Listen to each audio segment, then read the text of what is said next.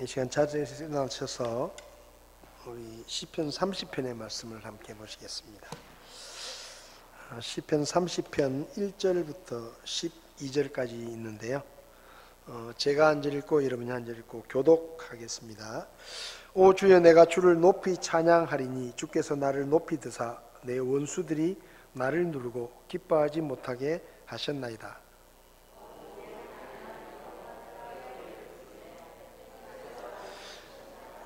오 주여, 주께서 내 혼을 무덤에서 끌어올리시고 나를 지켜 살게 하사 내가 구덩이로 내려가지 아니하게 하셨나이다.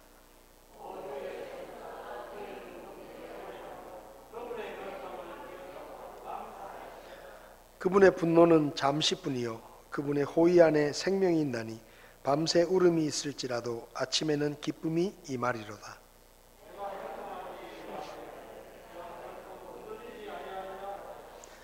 주여, 주께서 주의 호의로 내 산을 굳게 세우셨사오니 주께서 주의 얼굴을 숨기시니 내가 근심하였나이다.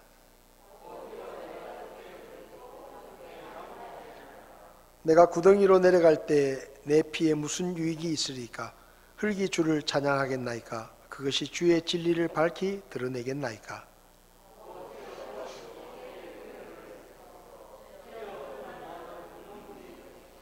주께서 나를 위하여 나의 애곡을 춤으로 바꾸시고 나의 굵은 베옷을 벗기시고 즐거움으로 내게 띠를 두르셨나니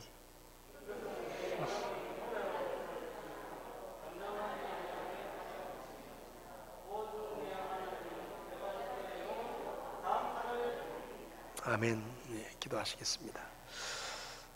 하나님 아버지, 다윗이 쓴 시편을 통해 저에게 말씀하시고 우리가 하나님의 말씀을 들음으로 주님의 지혜를 배울 수 있게 도와주시옵소서. 이 세상을 사는 동안 사람의 지혜를 따라 행하지 않게 하시고 하나님의 말씀의 지혜를 따라 주님이 기뻐하시는 삶을 살 수 있게 저희들을 가르쳐 주시옵소서. 이 시간 부족한 종을 주님께 맡기오니 주님께서 친히 써 주시옵소서. 예수님의 이름으로 기도했습니다. 아멘. 네, 자리에 앉으시겠습니다. 금방 읽은 시편 30편에는 다윗의 집을 봉헌할 때에 지은 시와 노래 이렇게 적혀 있습니다. 다른 성경에 보면 성전 낙성가다 이렇게 적혀 있어요. 그래서 다윗이 말 그대로 하면 성전을 지어서 하나님께 바칠 때에 불렀던 노래다 이렇게 돼 있는데, 근데 성경을 보면 다윗은 하나님 앞에 성전을 지어서 바치고 싶었지만 하나님께서 허락하지 않으시고 다윗의 아들인 솔로몬에게 성전을 짓도록 하겠다 그렇게 말씀하시죠. 그래서 다윗은 성전이 지어지는 것을 보지 못했습니다. 근데 이제 아들 솔로몬이 성전을 짓게 하시겠다라고 하나님이 말씀하셨을 때 그러면 아들이 알아서 하겠지 그렇게 한 게 아니라 자기가 성전을 짓지 못하지만 성전을 짓는 일을 위해서 성전을 짓는 데 필요한 여러 가지 준비물들을 자기가 다 준비를 합니다. 그러니까 다윗은 어떻게 보면 하나님, 제가 성전을 하나님께 지어서 바치고 싶습니다.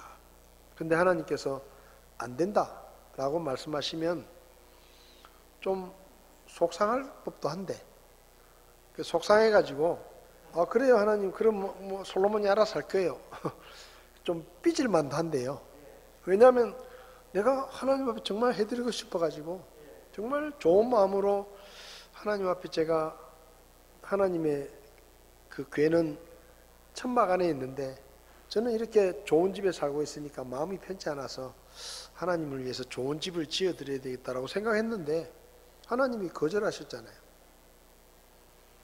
그러면 속상해가지고 아이고 뭐 내 알 바 아니다 그럴 수도 있는데, 다윗은 그래도 하나님 앞에 성전을 지어드리고 싶어가지고 자기가 살아있는 동안에 성전을 지을 때 필요한 여러 가지 준비물들을 다 미리 준비를 해놓고 그리고 솔로몬에게 그걸 다 알려주고 그렇게 삶을 마칩니다.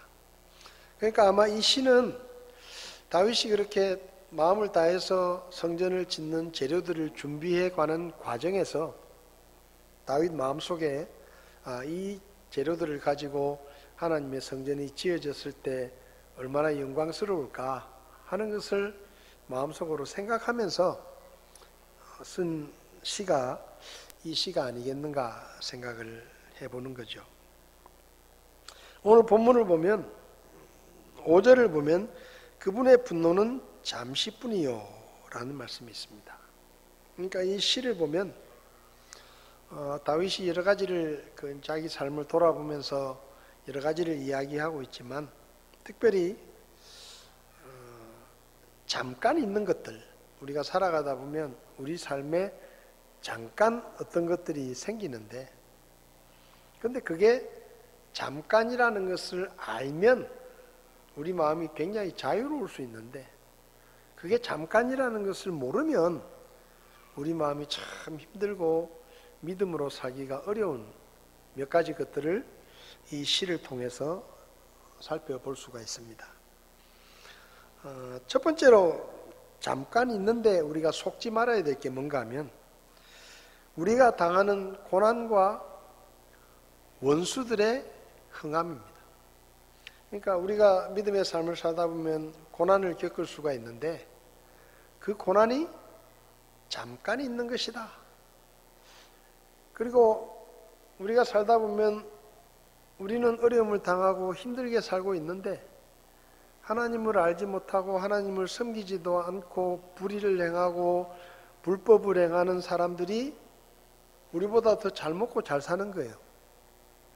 그러면은 우리 마음이 속상한 겁니다.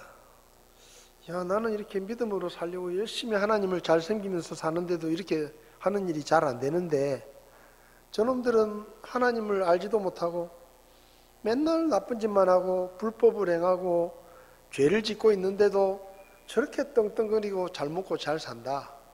그런 생각을 하면 우리 마음이 참 속상해요. 근데 오늘 다윗은 뭐라고 말하는가 하면 1절을 보면 오 주여 내가 주를 높이 찬양하리니 주께서 나를 높이 드사 내 원수들이 나를 누르고 기뻐하지 못하게 하셨나이다. 이 말이 뭔가 하면 내가 원수들 때문에 정말로 고통을 당하고 있는데 하나님께서 그 고통을 외면하지 아니하시고 그 고통이 끝나도록 나를 구원해 주셨다라는 말입니다. 그리고 내 원수들이 잘 먹고 잘 살고 나를 괴롭히면서 기뻐했는데 하나님께서 그 원수들의 기쁨이 오래 가지 않도록 해주셨다 이 말이에요. 그러니까 이 말은 다윗이 자기 인생에 수많은 고난들이 닥쳐왔지만 그때마다 생각하는 게 뭔가 하면 이 고난이 계속되는 것이 아니라 잠깐 있으면 하나님이 나를 이 고난에서 건져주실 것이다 라고 믿었다는 것입니다. 그래서 마음이 편안했다는 거예요. 그리고 자기를 괴롭히는 원수들이 잘 먹고 잘 살고 자기는 쫓겨다니면서 방황하면서 사는데 자기 원수들은 떵떵거리면서 살고 잘 먹고 잘 사는 것을 볼 때 좀 속이 상했는데 하나님께서 그 악인들의 흥함이 오래 가지 않도록 하나님께서 심판하시는 것을 자기가 지금까지 경험했다라고 이야기하는 것입니다. 다윗은 하나님의 마음에 꼭 드는 사람이다라고 평가를 받았죠. 그런데 그렇게 믿음이 좋았던 다윗도 많은 고난을 겪었습니다. 왕이 되기 전에는 사울 왕으로부터 자기의 장인으로부터 여러 번 추격을 당하면서 죽을 뻔했던 일들이 있었습니다. 그리고 왕이 된 후에는 장남이 반란을 일으켜가지고 자기에게 칼을 겨누고, 그래서 성경을 보면 이 다윗이 왕궁에서 도망을 치는데요, 맨발로 도망을 쳐요. 그러니까 신발도 제대로 신지 못할 만큼 황급하게 도망을 치면서 그 올리브산에 올라갈 때 다윗의 시에 따르면 올리브산에 올라가는데 올리브산이 이제 예루살렘 왕궁의 문을 나오면 바로 이제 그 감람산이 앞에 있습니다. 그 산을 넘어서 도망을 가는 거예요. 근데 맨발로 가면서 머리를 두 손으로 감싸고 울면서 그 올리브산을 올라갔다. 그런 기록이 있습니다. 그러니까 얼마나 황당한 일입니까?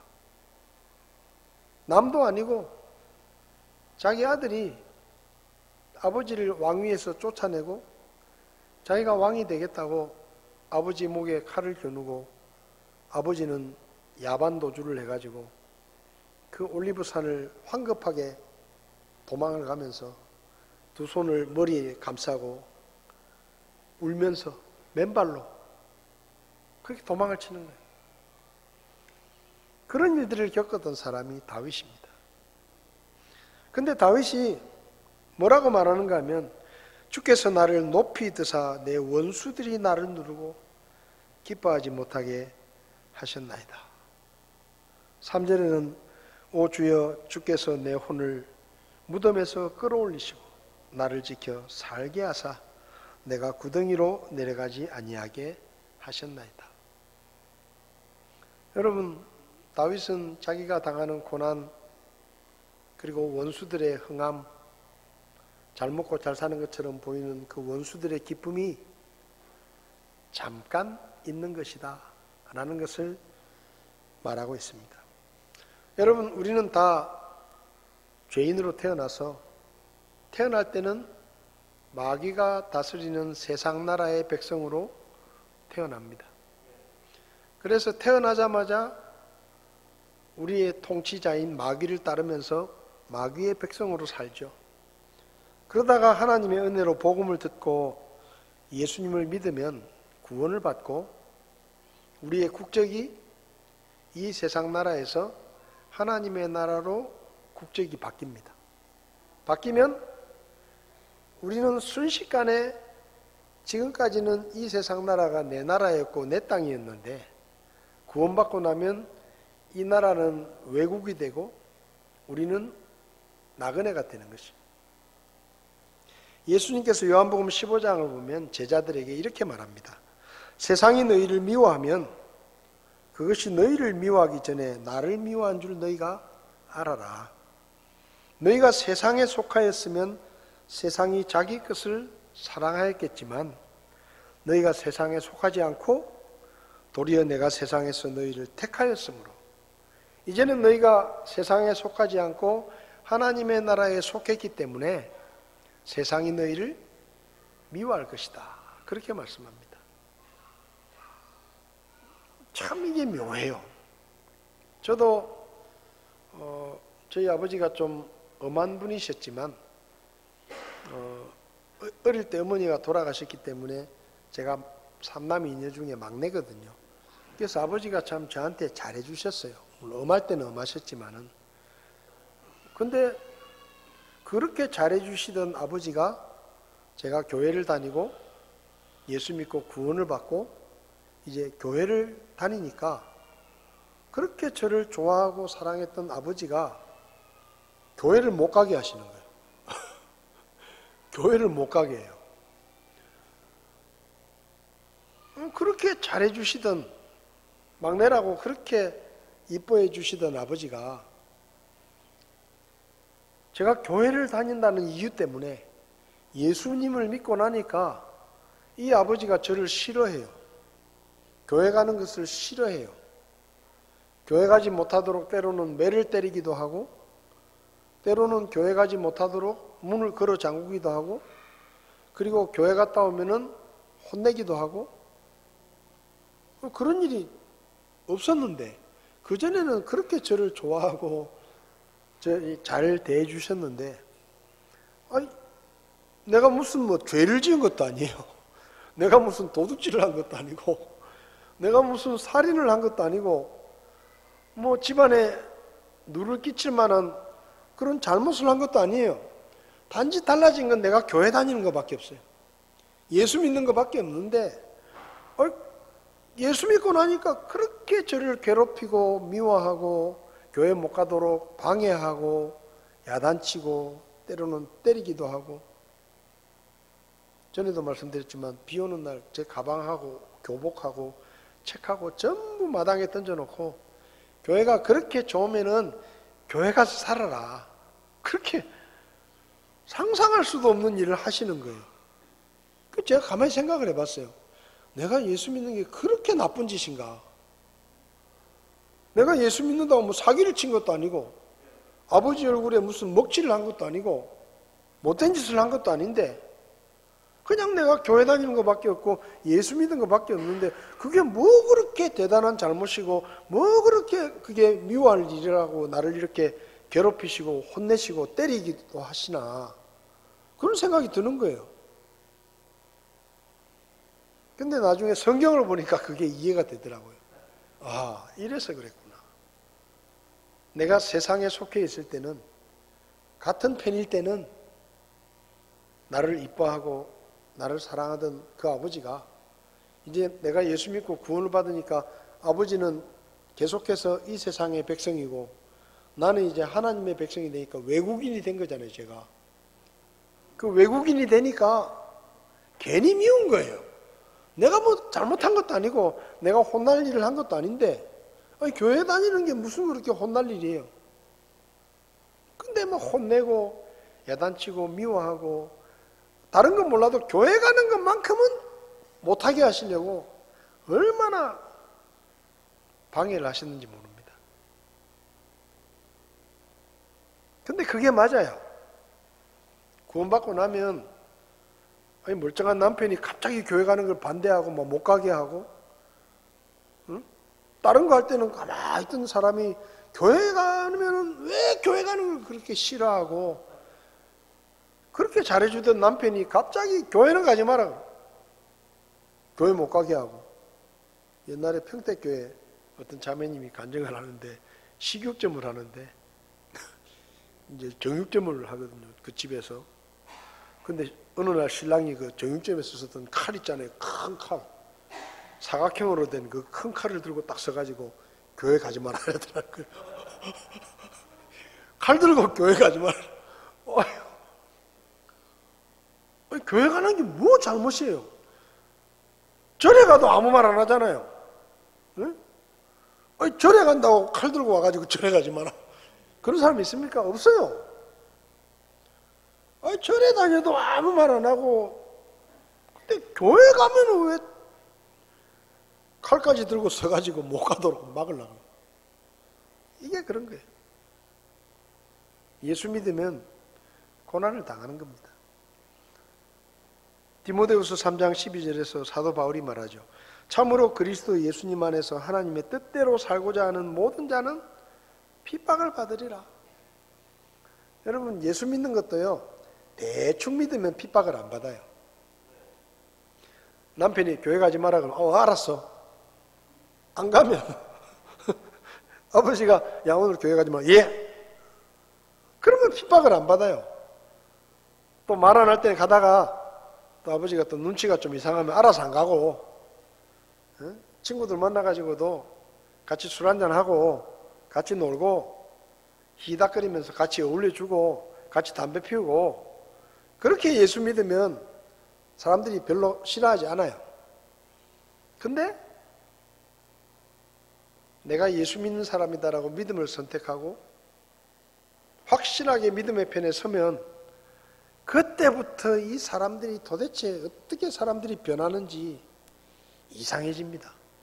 나를 미워하고 괴롭히고. 제가 전에 말씀드렸잖아요. 제가 고등학교 졸업하고 취직을 했는데, 직장에 갔는데 처음 회식을 하는데 사장님이 술을 딱 따라주는 거예요. 그래서 저는 그리스도인이라서 죄송하지만 술을 마시지 않습니다. 사장님 정말 죄송합니다. 그렇게 제가 거절을 했거든요. 그러니까 그 사장님은 참 사람이 좋은 분이라서, 그럼 이군 교회 다니나 그러면서 사이다를 가져오셔가지고 이렇게 사이다를 따라 주시더라고요. 근데 문제는 그 다음이에요. 사장님은 그렇게 넘어갔는데 제 바로 위에 제 사수가 저를 불러놓고 이렇게 말을 하는 거예요. 너 예수 믿는다고 어떻게 그렇게 쉽게 말하면 버르장머리 없이 사장님이 주는 그 술잔을 거절하냐? 응? 싸가지 같구나 이러면서. 그러면서 이렇게 말하는 거예요. 지금부터 내 인생의 목표는 너한테 술 먹이는 게 내 인생의 목표다. 그래서 제가 처음에 잘못 들은 줄 알았어요. 자기 인생의 목표가 저한테 술 먹이는 거래. 그 처음엔 잘못 들은 줄 알고, 예? 뭐라 그러셨습니까? 그러니까 너한테 술 먹이는 게 자기 인생의 목표래. 그래서 내가 속으로, 아이고 등신 같은 놈아, 할 게 없어가지고 나한테 술 먹이는 게 네 인생의 목표냐? 그 말이 여기까지 다 올라왔는데 차마 말은 못하고, 그렇잖아요. 뭐 할 게 없어가지고 자기 밑에 들어온, 이제 갓 들어온 신입, 그것도 고등학교 졸업하고 취직한 애한테 내 인생의 목표가 네한테 술 먹이는 게 내 인생의 목표다. 어떻게 그런 말을 합니까? 그런 말을. 얼마나 할 게 없으면은 나한테 술 한잔 먹이는 게 그게 인생의 목표래요. 근데 가짜내가지고 내가. 근데 그렇게 변해요, 사람이. 내가 예수 믿는 사람이라는 걸 확실히 드러내면 사람들이 좋아하는 사람이 없어요. 괴롭히려고 하고. 그래가지고 그때부터 계속 저한테 술을 먹이려고 얼마나 애를 많이 썼는지. 걸핏하면 뭐 회식하면은 꼭 술병 들고 와가지고 옆에 서서 기다려요. 계속. 니는 기다려라, 나는 간다 이러고 그냥 무시하고. 아니, 군대 가서도 다른 거는 뭐라 안 해요. 절에 간다 그러면 아무도 안 뭐래요. 근데 교회 간다 그러면 이상한 고참이 나와가지고 때려요. 교회 못 가게 한다고. 이게 뭐냐? 믿음 때문에 고난을 당할 수 있다는 겁니다. 근데 그럴 때 우리가 오해하지 말아야 되는 게 뭔가 하면 그 고난은 잠깐이에요. 잠깐 있으면 지나가는 거예요. 계속 하는 게 아니에요. 계속 하는 게 아니에요. 우리가 믿음으로 그 고난을 견디면 때가 되면 하나님께서 스톱하고 그 고난을 끝내주십니다. 그 고난에서 건져주세요. 그걸 우리가 알아야 돼요. 그래서 우리에게 고난이 찾아올 때 이 고난이 계속될 것이라고 생각하면서 낙심하거나 실망할 필요가 없습니다. 그냥 고난이 왔구나. 근데 조금 지나면 이 또한 지나가리라. 그렇게 생각을 하고 믿음으로 견디면 돼요. 그러면 때가 되면 하나님께서 그 고난에서 풀어주시는 거예요. 군대 생활할 때 제가 4개월을 맞고 나니까 그 고난에서 풀어주시는 거예요. 다 불러놓고 최고 고참이 그러는 거예요. 야, 얘는 진짜다. 4개월을 때렸는데도 안 빠지고 교회를 계속 하니까 얘는 진짜 백이다. 그러니까 앞으로 얘 교회 다니는 거에 대해서 아무도 터치하지 마라. 그리고 저보고 목사 이렇게 부르고, 그 다음에 밤에 근무 서러 가는데 수류탄 2발, 실탄 30발을 가지고 철책에 근무를 서러 들어가는데 군장 검사를 하고 나서, 야 목사 기도해라. 하나님이 오늘 밤에 우리를 지켜주시도록 네가 기도해라. 그래서 매일마다 제가 기도를 했어요. 그리고 어떨 때는 너무 피곤해가지고 주일날 자다가 일어나서 교회 가야 되는데 너무 피곤하면 못 일어나잖아요. 그러면 전화 받는 상황명이 쫓아와가지고 야 임마 교회 가야지 왜 자고 있어. 깨워요. 교회 가라고. 교회 가라고 깨워요. 야외 훈련을 나가도, 야외 훈련 나가면 원래 병력 이동이 금지입니다. 근데 야외 훈련을 나가도 야 목사 너 교회 갔다 와. 그럼 그 동네 옆에 훈련장 옆에 제일 가까운 교회 가서 예배 드리고 오는 거예요. 저는 그렇게 하나님이 길을 열어주시는 거예요. 근데 그냥 열어주신 게 아니에요. 고난을 당하고 그 고난을 견디니까 하나님께서 때가 되면 그렇게 길을 열어주시는 겁니다. 이런 얘기요. 제가 2박 3일 하라 그래도 제가 할 얘기가 천재예요. 하나님이 어떻게 열어주셨는지 길들을. 우리가 당하는 고난이 계속되는 게 아니에요. 하나님께서 딱 지켜보고 계시다가 요 정도면 패스. 그렇게 통과가 되면 하루아침에 그 고난이 끝나고 여러분, 제가 목사 소리 들어가면서 군생활하게 될 줄 어떻게 제가 상상을 했겠습니까? 근데 하나님이 그렇게 하시는 거예요.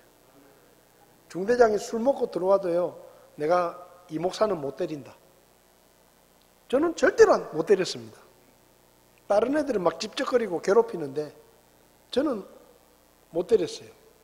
그래가지고 그 위병소에서 이 운전병이 신호를 해요. 오늘은 술 많이 먹었다 하고 깜빡깜빡거리는 등을 깜빡깜빡거리면 위병소에서 전화가 와요. 오늘 중대장 술 마셨다. 그러면 다 자고 있는데 다 깨워요. 다 깨워가지고 식당에 도망가 있으라 그래. 야, 니들 식당에 도망가 있으라. 그리고 제가 전화를 받고 있어요. 그럼 중대장이 술 취해가지고 들어와가지고 야 소리 지르거든요. 그럼 제가 중대장이 오셨냐고 제가 쫓아나가잖아요. 그럼 중대장이 뭐라 그러는가 하면 이병장이 전화 받나? 알았다. 가서 전화 받아라. 내가 작게 그냥 들어가요. 근데 다른 사람이 있으면 다 깨워가지고 빠따를 치든지 막 기합을 줘요. 근데 제가 하고 있으면 그냥 넘어가요. 그러면 이제 제가 식당에 애들 다 오라 그래요. 다 자라 그래요. 여러분, 제가 뭐 잘났다고 그런 대우를 받겠습니까? 근데 하나님이 그렇게 하시는 거예요. 하나님이 고난의 때를 견디니까. 여러분, 우리에게 고난의 때가 믿음 때문에 있지만 조금 더 견디면 하나님께서 우리를 영광스럽게 하시고 우리를 승리케 하시는 것을 경험하게 될 것입니다. 그러니까 그 하나님을 믿고 지금 좀 어려움을 당하고 손해를 보고 고난을 당하더라도 낙심하거나 실망하지 말고 믿음으로 하나님께 소망을 두고 견디면 하나님께서 건져주신다는 거죠. 그래서 속지 마십시오. 믿음 때문에 고난 당하면 그 고난이 계속될 게 아닙니다. 반드시 하나님께서 그 고난을 끊어주시고 우리를 구원해 주시는 때가 있기 때문에 낙심하지 말고 그때를 기다리면서 믿음으로 사시기를 바랍니다. 그 다음에 다윗은 말합니다. 하나님의 분노는 잠깐이지만 은혜는 영원하다. 여기 보십시오. 5절에 그분의 분노는 잠시뿐이다. 여러분, 다윗은 하나님의 진노를 경험했습니다. 밧세바와 간음을 행하고 그 남편인 우리아를 죽게 살인교사의 죄를 지었잖아요. 그래서 하나님이 진노하셨어요. 하나님이 다윗에게 분노하셨습니다. 죄를 감추려고 하는 다윗에게 진노하시고 대언자 나단을 보내셔가지고 다윗을 호되게 책망하셨어요. 여러분, 얼마나 무섭게 책망하셨는지 아세요? 사무엘하 12장 7절을 보면 나단이 다윗에게 이르되 왕이 그 사람이니이다. 주 이스라엘의 하나님께서 이같이 말씀하십니다 라고 다윗에게 하나님의 말씀을 전하는데, 내가 내게 기름을 부어 이스라엘을 다스릴 왕으로 삼고 너를 사울의 손에서 건져냈고 또 내 주인의 집을 내게 주고, 하나님께서 그렇게 하셨다는 거죠. 내 주인의 아내들을 내 품에 주며 이스라엘의 집과 유다의 집을 내게 주었다. 내가 너에게 준 게 부족한 게 있었으면 내가 더 줬을 것이다. 그런데 너는 내 앞에서 그런 죄를 지었다. 그래서 내가 칼로 헷족속 우리아를 죽이고 그의 아내를 빼앗아 내 아내로 삼으며 암몬 자손의 칼로 그를 죽였느니라. 내가 나를 업신여기고 헷족속 우리아의 아내를 빼앗아 내 아내로 삼았은즉 이제 그런 까닭에 칼이 내 집에서 결코 떠나지 않으리라. 하나님이 이렇게 무섭게 진노하십니다. 주가 이같이 말하노라. 보라, 내가 내 집에서 너를 대적하는 재앙을 일으키고, 압살롬의 반란을 하나님이 말씀하신 거죠. 내가 내 아내들로 내 눈앞에서 가져다가 내 이웃에게 주리니 이 해가 보는 데서 그가 내 아들과 함께 누우리라. 그러니까 다윗에게 아주 악담에 가까운 엄청난 책망을, 심판을 말씀하십니다. 얼마나 화가 났으면 그러셨겠어요. 근데 이 얘기를 듣고 다윗이 회개를 해요. 하나님 앞에 제가 죄를 지었습니다. 용서해 주십시오. 눈물을 흘리면서 회개를 합니다. 그러니까 하나님이 또 용서해 주세요. 다윗이 지은 죄 때문에 벌을 받지만 밧세바가 낳은 애가 죽고 나중에 압살롬의 반란을 일으키고 이런 징계는 그대로 받지만 하나님께서 다윗을 향해 품으셨던 그 진노를 거두시고 다시 다윗에게 은혜를 베푸십니다. 여러분, 우리가 잘못하고 죄를 지으면 하나님이 우리를 징계하십니다. 우리에게 진노하셔요. 화를 내시고 우리를 징계하시죠. 근데 정말 감사한 게 뭔가 하면 하나님의 진노가 잠깐이라는 거예요. 여러분 생각해 보세요. 하나님의 진노가 잠깐이에요. 여러분, 사람이 우리에게 앙심을 품고 우리를 미워해도 얼마나 괴롭습니까? 그렇잖아요.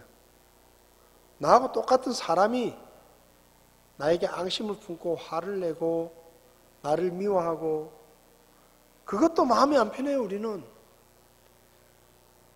근데 전능하신 하나님이 우리에게 화를 계속 품으시고 계속해서 화를 내시는 가운데 우리를 대하신다고 하면 우리가 어떻게 살겠어요? 어떻게 살겠어요? 불안해서. 여러분, 하나님이 나에게 계속 화를 내신다고 생각해 보세요. 문 밖에 나가기도 힘들 거예요. 차를 타는 것도 겁날 거예요. 하나님이 언제 이놈의 차를 뒤집어 가지고 나를 죽게 만드실까? 겁나는 거예요. 애들을 학교에 어떻게 보내요? 겁이 나서 하나님이 화가 나셔가지고 이 애들을 어떻게 하실지 모른다. 무서워요. 근데 다윗은 이렇게 말합니다. 하나님이 내가 잘못했을 때 화를 내셨지만 그 하나님의 진노가 잠깐이었다. 내가 회개하고 용서를 구했을 때 하나님은 나를 용서하셨고 나에게 여전히 은혜로우신 하나님이셨다. 이걸 말하는 겁니다. 여러분, 우리가 죄를 지으면 잘못하면 하나님이 매를 때립니다. 하나님이 화를 내시죠. 근데 다행인 것은 뭔가 하면 그 하나님의 진노가 계속되는 게 아니라는 거예요. 우리가 우리 잘못을 깨닫고 하나님 앞에 회개하면 하나님께서 그 진노를 거두시고 다시 우리에게 은혜를 베풀어 주시고, 여러분, 하나님의 진노는 잠깐이지만 우리를 향한 그분의 사랑과 은혜는 영원합니다. 그래서 우리가 이렇게 평안하게 살 수 있는 거예요.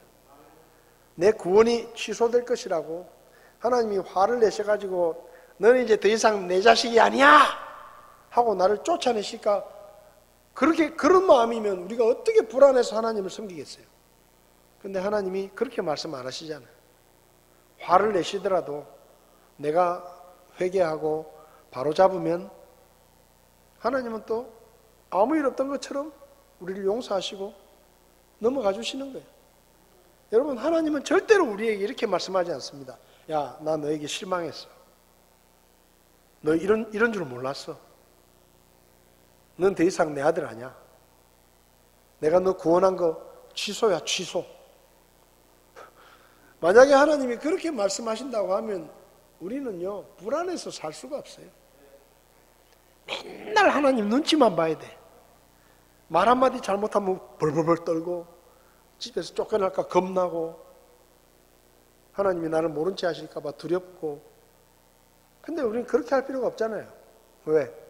하나님의 진노는 잠깐이지만 우리를 향한 그분의 은혜와 사랑은 영원하기 때문에. 한 번 자식은 영원한 자식이에요. 여러분, 우리가 하나님의 아들, 딸이 되는 거하고 좋은 자식이 되는 거하고는 다른 거예요. 오늘날 많은 사람들이 내가 하나님 앞에 믿음 생활을 제대로 하지 않고 신앙생활을 제대로 하지 않고 하나님을 제대로 섬기지 않으면 하나님이 나를 버리신다고 생각합니다. 불안해해요. 근데 그건 잘못 알아서 그래요. 구원은 우리가 하나님의 아들, 딸이 되는 거예요. 그러면 우리가 착한 아들이 될 수도 있고 나쁜 아들이 될 수도 있어요. 근데 나쁜 아들이 된다고 해서 하나님이 너는 더 이상 내 아들이 아니야 그렇게 하시지 않아요. 물론 좋은 아들이 되면 좋죠. 근데 다 좋은 아들이 있는 거 아니잖아요. 사람의 집에도 효자가 있으면 불효자가 있고 그런 거 아닙니까? 그러니까 하나님 앞에서도 믿음 생활 잘하는 효자가 있고, 어떤 자식은 하나님의 자식을 삼았지만 말도 안 듣고 속색이고, 어떨 때는 교회도 안 나오고 세상에 나가가지고 지 맘대로 사는 그런 가출한 자식도 있는 거예요. 근데 그렇다고 해가지고 하나님이 너 가출했지, 너 이제부터 내 자식 아니야, 너 구원 취소야, 너 천국에 못 가 하고 이야기하시지 않아요. 왜? 자식이니까. 한번 호적에 올라갔으면 그 호적에서 우리 이름을 지우시지 않는 거예요. 그래서 우리가 때로 하나님의 책망을 받고 야단을 듣고 진노를 받아도 우리 마음이 두렵지 않은 것은 우리 죄를 깨닫고 회개하면 하나님이 우리 죄를 다 용서해 주시고 예전처럼 똑같이 우리를 사랑해 주시고 은혜를 베풀어 주시기 때문입니다. 하나님의 진노는 잠깐이에요. 그 진노는 우리를 벌 주시거나 우리를 괴롭히시기 위한 진노가 아니고 우리를 바로잡고 우리에게 어울리지 않는 것들을 고치기 위해서 화를 내시는 거예요. 우리 부모님들이 요즘은 애들이 웬만한 잘못해가지고 부모들이 때리는 일은 거의 없습니다. 학교에서도 선생님들이 애 때렸다가는 큰일 나요.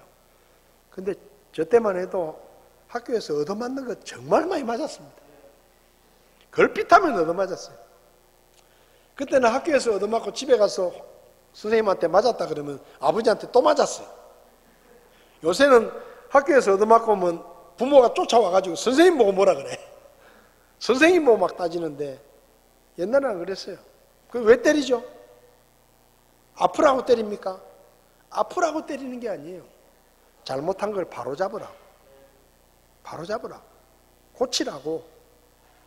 그래서 하나님의 진노는, 아버지의 진노는 잠깐입니다.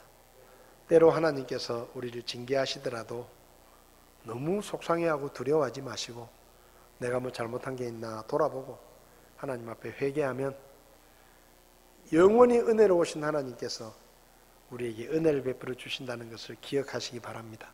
속지 마세요. 지금 때리신다고 내가 미워서 때리는 게 아니에요. 지금 야단친다고 내가 싫어서 야단치는 게 아니에요. 나를 고치고 더 나은 믿음의 사람으로 만들기 위해서 잠깐 때리시는 거예요. 그래서 하나님이 때리면 감사합니다 하고 맞으면서 내가 뭘 고쳐야 되나 생각하고 반성하고 다시 하나님 앞에 용서를 구하고 그렇게 믿음의 삶을 살 수 있기를 바랍니다. 기도하시겠습니다. 하나님, 우리가 믿음 때문에 고난을 당할 때도 있습니다. 또 믿음이 없는 악한 사람들이 우리보다 더 잘 먹고 잘 사는 것처럼 보일 때 속상할 때도 있습니다. 그리고 때로 하나님의 진노가 임할 때 두려울 때도 있습니다. 그렇지만 우리가 당하는 고난과 하나님의 진노가 계속되는 것이 아니라 잠깐이라는 것을 우리가 기억하게 하시고 믿음으로 견디고 잘 견디고 또 하나님 앞에 회개하고 하나님과의 관계를 잘 회복할 수 있도록 도와주시기 바랍니다. 하나님은 영원히 은혜로우시고 사랑의 하나님이라는 것을 기억하고 우리가 믿음으로 살아갈 수 있도록 도와주시옵소서. 예수님의 이름으로 기도했습니다. 아멘. 예배를 마치겠습니다.